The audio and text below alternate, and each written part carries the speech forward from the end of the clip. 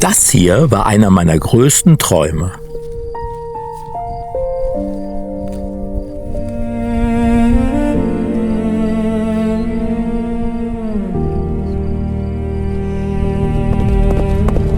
Aber um diesen auf unserer Weltreise erleben zu können, musste der Bronco erstmal kochen.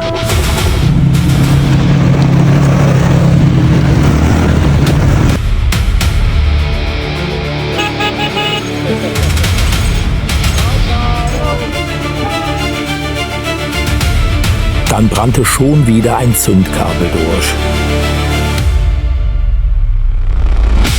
Und dann hat mir Alex genau das geschenkt, was ich nie wieder vergessen werde.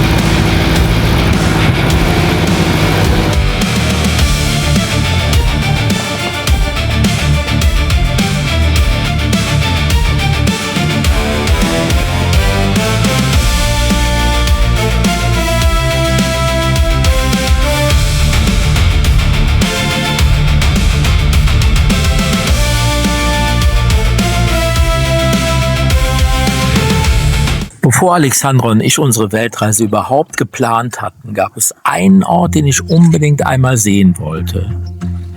Eine Hochebene in Bosnien und Herzegowina, auf der hunderte Wildpferde frei leben. Ironischerweise machten wir uns ausgerechnet mit einem Fahrzeug auf dem Weg, das selbst nach einem Pferd benannt wurde. Unser Ford Bronco trägt heute einen 6,4 Liter V8 unter der Haube. Mehr Pferdestärke passen kaum zu einer Reise auf der Suche nach echten Pferden. Zumindest dachten wir das. Der Weg hinauf auf die Hochebene ist nichts für normale Autos. Schotter, lose Steine und lange Aufstiege. Genau das Terrain, für das unser Bronco eigentlich gebaut wurde.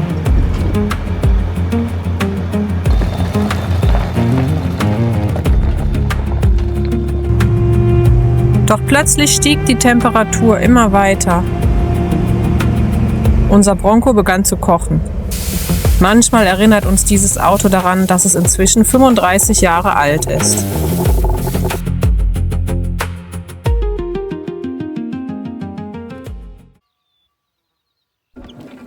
Trotzdem erreichen wir die Hochebene. Wir schlugen unser Lager mitten in dieser unglaublichen Landschaft auf und hofften, die Wildpferde noch am selben Abend zu finden. Statt einer großen Herde entdeckten wir nur 3 oder 4 Tiere weit draußen am Horizont.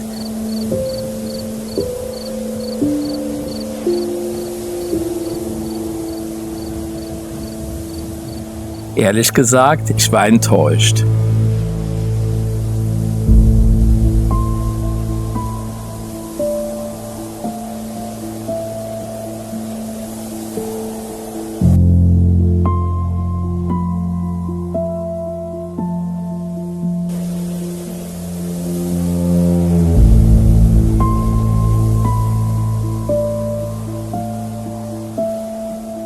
Was ich bis dahin nicht wusste, Alexandra hatte längst eine Überraschung vorbereitet.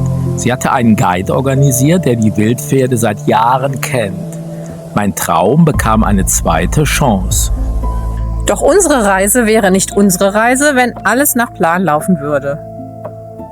Schon wieder hatte sich das letzte Zündkabel am Krümmer verabschiedet. Genau dieses eine Kabel begleitet uns inzwischen seit Wochen. Dann passierte etwas, das wir unterwegs immer wieder erleben. Menschen helfen. Ein Schäfer blieb stehen. Gemeinsam bauten wir aus 3 alten Kabelstücken ein neues Zündkabel. Komplett improvisiert, mit der Schäfersscherzange in der Hand. Genau solche Begegnungen machen diese Reise aus. Wir ließen den Bronco zurück und folgten unserem Guide tief in die Berge.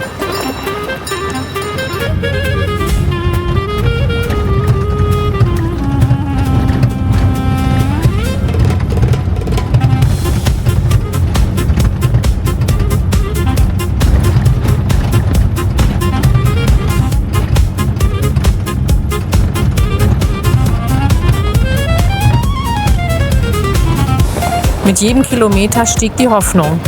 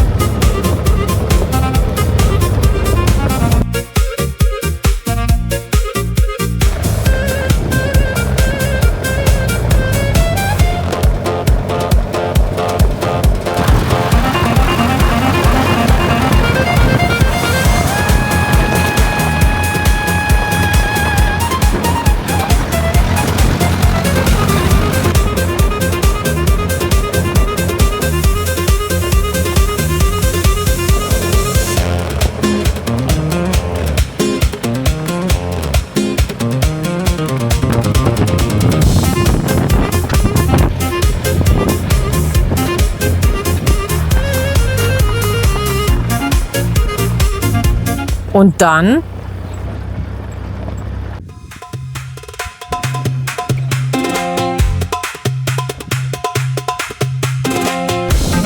Da waren sie. Frei, wachsam, scheu, unfassbar schön. Seit den 70er Jahren leben diese Pferde hier ohne Zäune und ohne Stall. Sie folgen keinem Menschen, nur der Natur.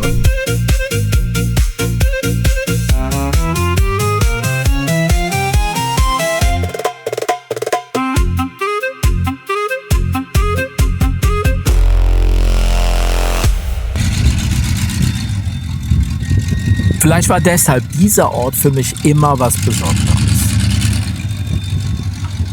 weil Freiheit manchmal gar kein Ziel ist, sondern eine Entscheidung. Unser Bronco trägt den Namen eines Wildpferdes. Nach diesen beiden Tagen im Bronco fühlt sich dieser Name irgendwie verdient an. Die Wildpferde haben uns gezeigt, wie Freiheit aussieht. Und ein alter Bronco hat uns wieder einmal gezeigt, was sie kostet.